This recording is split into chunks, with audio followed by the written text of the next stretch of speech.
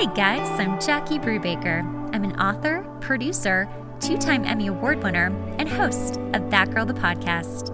Each week, I bring on inspiring people and stories to help you become that girl or that guy in your life. That Girl the Podcast is based on the romantic comedy That Girl a Novel, which is now available as a podcast to listen to. Listen to each chapter about finding yourself and adulting in LA. Find That Girl a Novel everywhere you listen to your podcasts. You can also find it on Amazon to buy the Kindle or paperback of. For more, find us at thatgirlthepodcast.com and follow us on Instagram at thatgirlthepodcast and our Patreon page. Welcome, Sally Z, to That Girl the Podcast. I'm so excited to have you. We are going to talk about all kinds of things to do with self-confidence, how you see yourself, speaking to others, and I think ultimately how to love yourself more by the end of this. So I'm just so excited to have you. I always like to let people introduce themselves in brief too, because they can always do a better job than I can. So let people know who you are. Well, hello, Jackie. It's so fun to be on the show with you. Thanks for having me. Yes, my name is Sally Z, and as Jackie just said, I'm a speaker coach, and I have been a speaker coach and a speaker for a long time. I fell into it in high school. So, did you do speech and debate? I did speech. I did not do debate. Right. There's a difference. I just did a podcast on this. And it's fascinating. Did you? Yes. Okay. So here's the thing. I have never had the debate person in me. I fell into speech more because of my love for theater. So, and I know you are a musical theater person too. So it was really the love for the stage. But I ended up in high school speech doing original oratory, which is writing your own persuasive speech, and did really well with it. And it just charted a course for me in my life. I continued to do theater because I love the stage. I love doing theater. But I learned so much as a high school speech geek with these incredible skills that have translated in my life. So soon after college, I found myself at an organization talking to kids every day, doing 20-minute like TEDx type talks about these big ideas like kindness and courage and respect. And within a few months of working there, I started coaching all of the other speakers that were there as well and fell in love with it. I love the art form of speaking. I get nervous. Like there's a big myth out there that if you like speaking, you don't get nervous. Right. That's not true. What it means is you're probably not challenging yourself. You're not speaking to what I call the next bigger stage, whatever that is for you. Because when you're about to do something you haven't done before, you're going to be nervous. You're pushing yourself out of your comfort zone. So your experience level with speaking has nothing to do with how nervous you are or aren't. So I just want to say that right off the bat, because some people are like, I'm not a speaker, Sally. I'm not into speaking. You must be an extrovert. You must be super into it. Like they've just convinced themselves that they don't have it in them. And it became really, really clear to me from a young age that learning the skills of being a speaker, learning confidence in an unknown situation, trusting yourself when you don't know exactly how it's going to go. It's live theater. You don't know exactly how it's going to go. That those skills were essential to me in all the ways that I showed up professionally in my life. It has been hugely central to it. And my role as a speaker coach in that organization eventually spun off into my own business. So now I coach people one-on-one.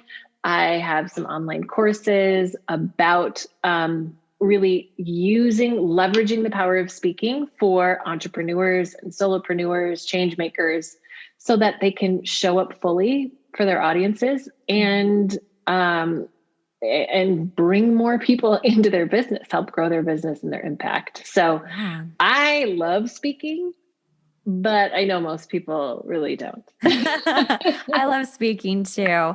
That is perfect now because we are all on social media. We are all on Zoom. You have to know how to talk to people on video and on camera to further your business, especially as entrepreneurs. Let's talk about how you have seen this last year change with that.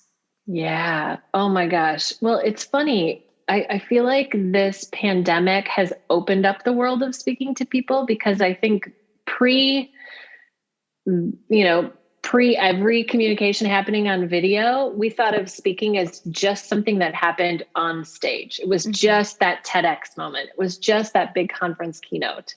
And obviously that's one kind of speaking for sure. But what you're talking about is this reality that how we connect with and communicate and influence and grow our audience is by showing up on video. And for myself, took me a long time to get to a place where I even accepted, where I was like, I don't want to do video. I'm going to avoid it at all costs. But, we all got kind of forced into accepting this. It took me a while to get there, for sure. But it's part of what we have to do. Absolutely. And there is such a learning curve when you're watching yourself on camera for the first time and also listening to your own voice for the first time. It is jarring. If you are not used to that, it is going to be like, who is that person? That's not me. I don't sound like that. I don't behave like that. My face doesn't do those weird things. That's not me. I've never worked with anyone ever who has enjoyed the process of watching themselves. Everybody has the same reaction, which is, for me, I have a very expressive face. I use my hands a lot. Like, I'm kind of a lot. And I watch it's okay. myself, I'm kind of a lot too. I know, right? We have that in common. Yeah. And I watch myself, I'm like, my face is crazy. Like, oh my gosh, there's a lot happening.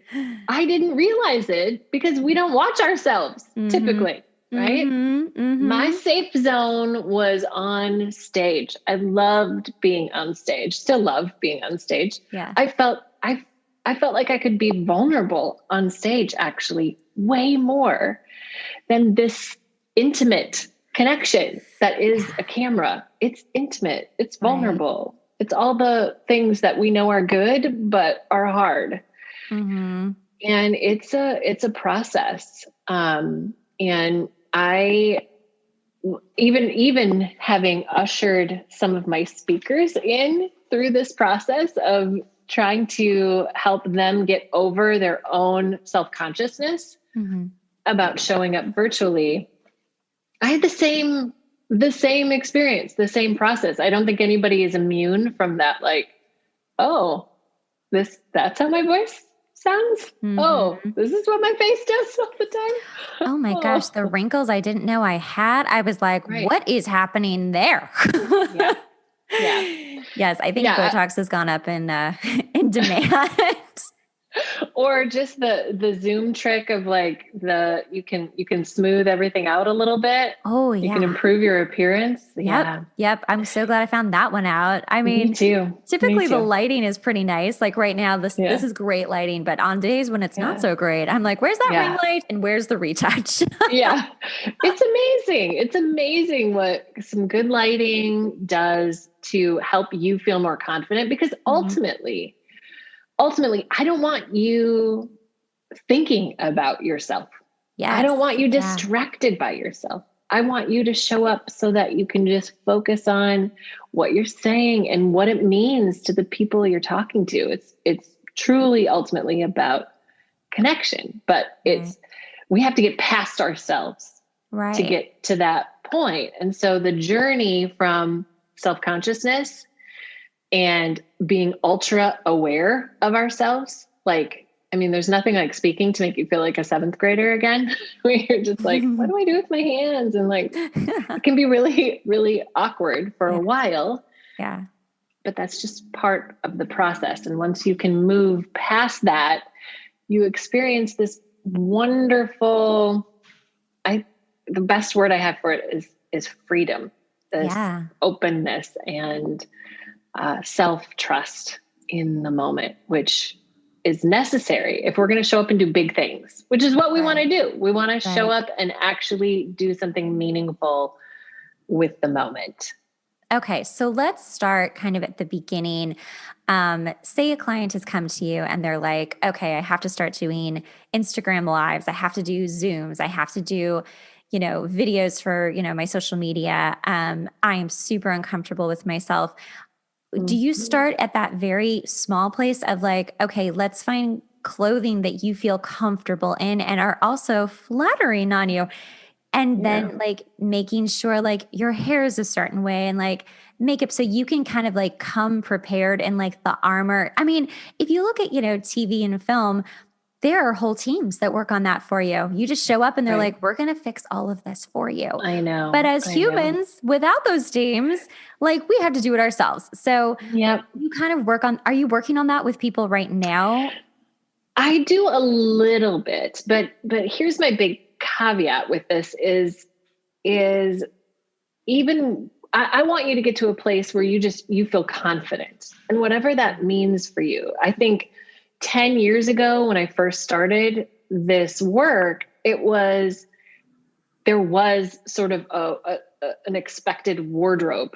There were these pretty strict expectations around how you show up, especially in certain contexts. Now, context absolutely is king in all things, right? So I can show up to a podcast conversation with my jean jacket on and be a little more casual because it's a podcast conversation. Right. But if I'm doing a big corporate, even if it's a virtual keynote, I'm probably going to put on something a little bit different. So context does really determine the boundaries. But within, I think the boundaries are a lot looser than they used to be. Agreed. And so the real question for people is what makes you feel like a rock star? Like what makes you feel like I can do this? I can take this on. I feel ready. And so there's really the prep work I do with them is a lot of reflective work. Like what helps you feel ready? What do you need to do to get into the right mindset so that you can get the unhelpful thoughts out of your head? So let's show up and give it a go. Yeah. Let's talk about getting into the right mindset. How does that begin? And how do you get someone from point A to point Z? Yeah. So I have developed this process called the pre-talk ritual. Oh, I like it already. It looks super different for every person, but there are a few key categories in the pre-talk ritual that I think are universal.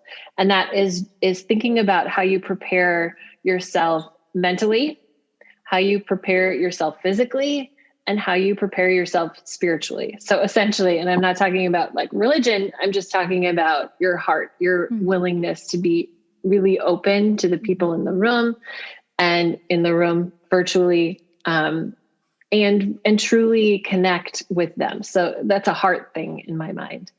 And we forget sometimes about the importance of feeling physically ready, even virtually. Like we are speakers, and I use that term really openly, but we think we are in a virtual context, we think it's neck up, but it is truly a physical experience being a speaker because we feel it in our bodies. Yes. Right. Our whole bodies show up. And so I want people to start thinking about what do I need to do to move my adrenaline through so that I can really show up physically and not have extra jitters and nerves. So what do you need to do to show up physically? What do you need to do to show up mentally. So do you need, and to me, this is all connected to our ability to show up in the moment with the right mindset. Mm-hmm. So even, our physical preparation helps us be there fully, in terms of mindset. So, when we're thinking like, how do you show up mentally? How do you prepare mentally? It's like, maybe you need some quiet time beforehand, or maybe you need some pump up music. Like some people are just feeling all like so self-contained, and I want them to just show up a little bit bigger. Well, you might need some really good, This Is Me song. Like just really get That's a great song, by the way. Yeah, right? I love that song. So, everybody's process looks a little bit different, but I think if you prep those 3 buckets, mentally, physically, spiritually, then you'll be in a really good place when the moment comes. Okay. What are, because obviously this is what you teach and do for a living. So just small little things that people could do. Obviously the pump up music or the quiet time. Mm-hmm. Awesome. Do you have other examples of ways people could prepare? Well, I love a good, what I call a walk and talk. So to me, it's a great way to get clear headed, but also get your body in sync too. So that's taking your content and just walking around with it. So I like to do my walk and talk outside, a little fresh air. And even if you're holding a piece of paper, like with your notes on it or something, that's totally fine. But the idea is you really just want to sync up your words and your body. So you're walking and talking very, very simply. I find it an awesome thing to do right before, because it just reminds me, I do know what I'm talking about. I do know this. I've got this. It's going to be fine. And it just gets some of that adrenaline out, because the adrenaline can be a real thing. Even if we're just doing an Instagram story, sometimes it's like, say it out loud once or twice before you press go. You will be clearer the 3rd time than you are the first time, I promise. Absolutely.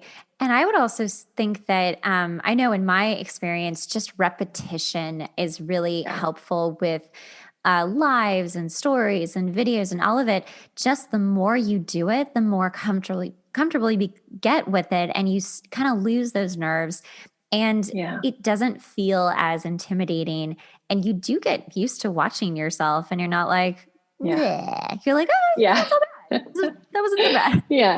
Yeah. At this point, I've been going really fully into video for over a year, right? The pandemic forced me into it. I wasn't jazzed about it, but I was like, okay, this is how I have to do this. This is how I have to do business now. Yeah. And I have come to kind of accept my crazy face. I've just come to be like, okay, have a crazy face. It does crazy things. How about that? And that's fine. That's fine. But it takes a while for us to get there. And one of my mantras is show up anyway. That when we're not, because there's days where we're just not feeling it. I'm not feeling it. I was like, and yet this is how we connect with our audience, whoever your audience is to show up on camera. And so show up anyway, you'll get through it, and you start to learn that whether or not you had your makeup on didn't determine whether or not people were moved by what you had to say. Right. In fact, I think what I have found is that the less polished, and I don't mean like that my content wasn't clear. I mean, the less I worried about what I looked like, the more I was able to connect with people, and the more other people saw themselves in me, instead of me being like, how are people seeing me? It's like, I got getting over myself, so that I can really fully connect with the people who show up, who are there. I absolutely agree with you. I think that's why TikTok has blown up in the last year is that people are like, I'm just going to put this up and whatever. Yeah. Yeah. And it's Yeah. great because we're all relating in a very human way.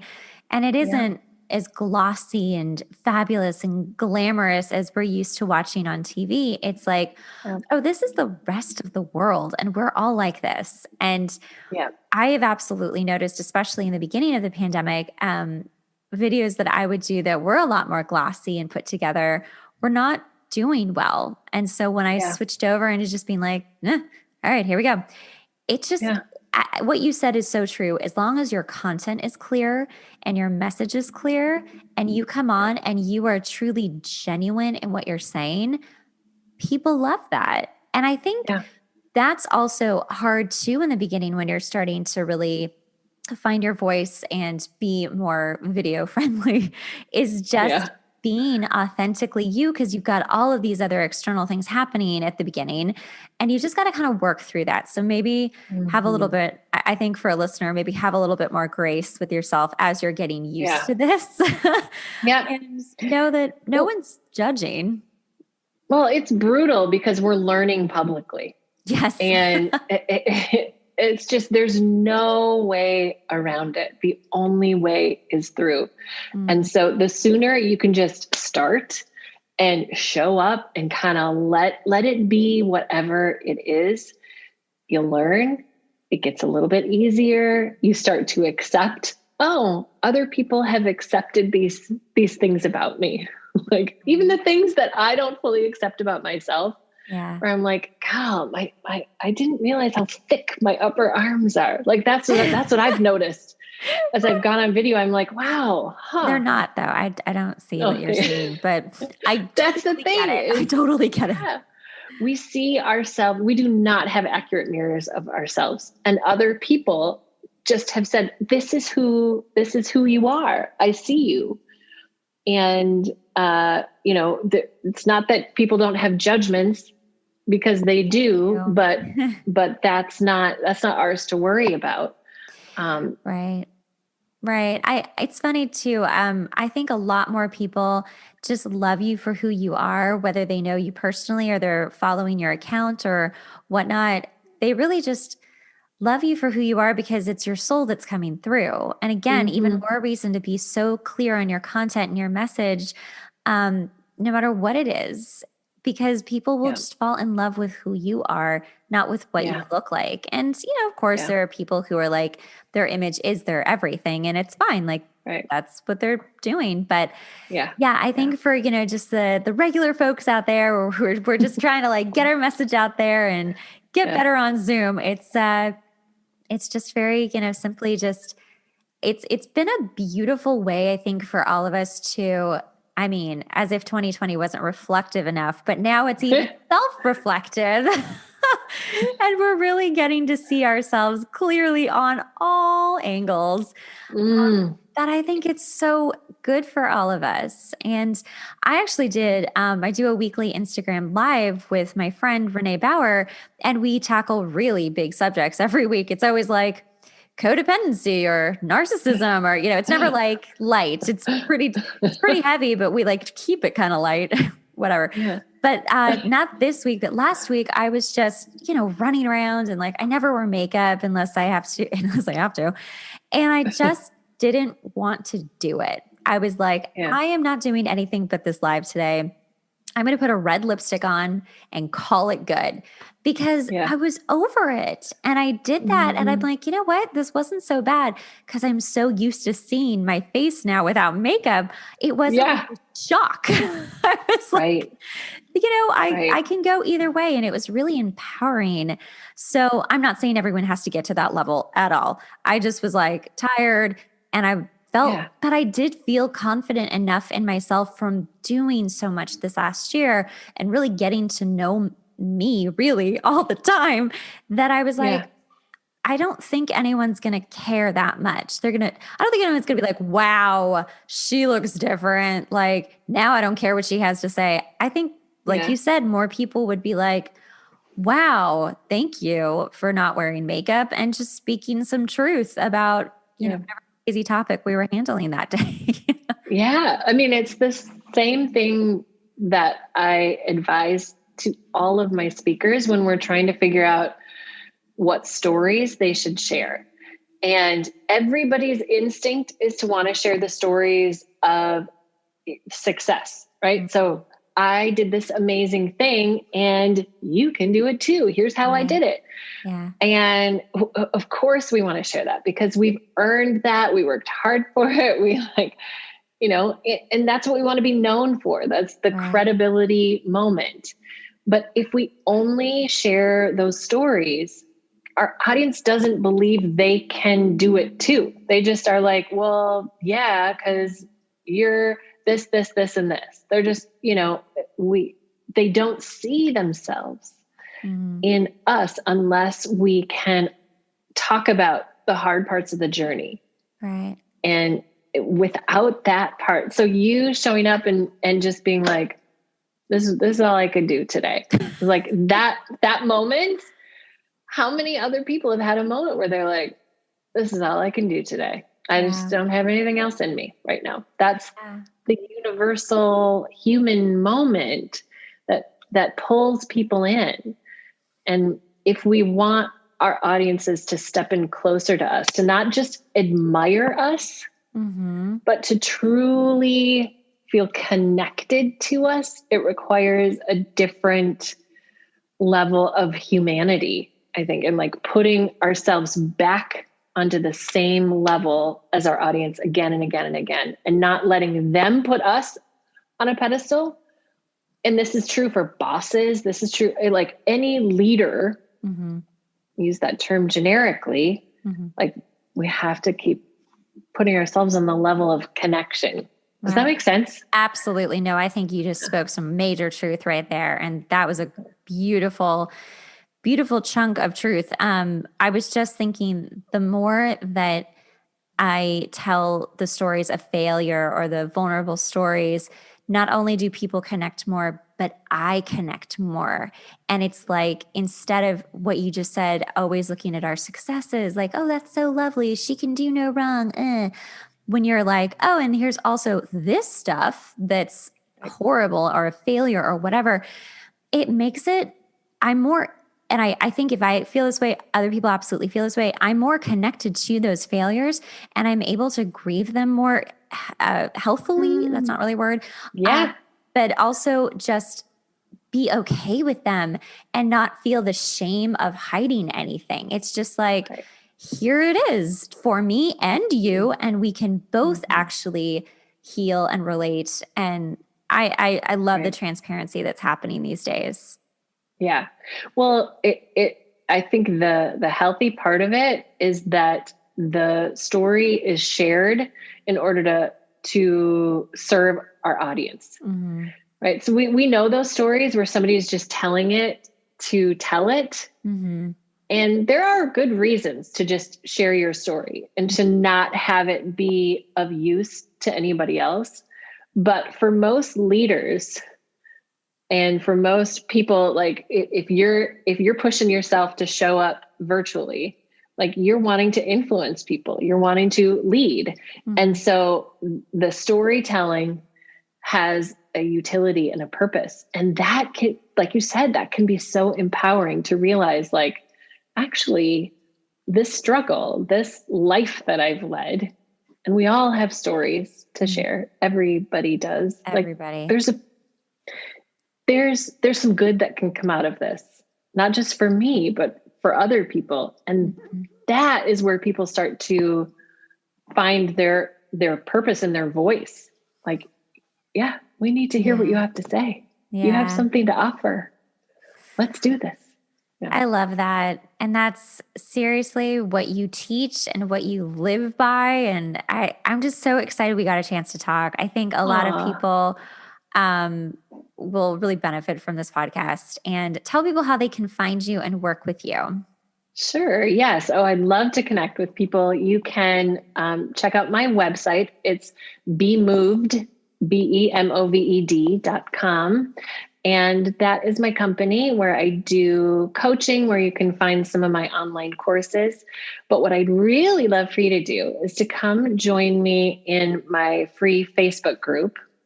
It's called Move Your Audience. And it's really meant to help people show up anyway, to use their voice and leverage the power of speaking to really move your audience. And if you are pushing yourself to show up more virtually and just accept who you are, even on camera, even with all of our imperfections, then I think that will be a really warm and welcoming place for you. We do weekly trainings and sometimes challenges and all kinds of good stuff. So I love that. I'm going to go join there.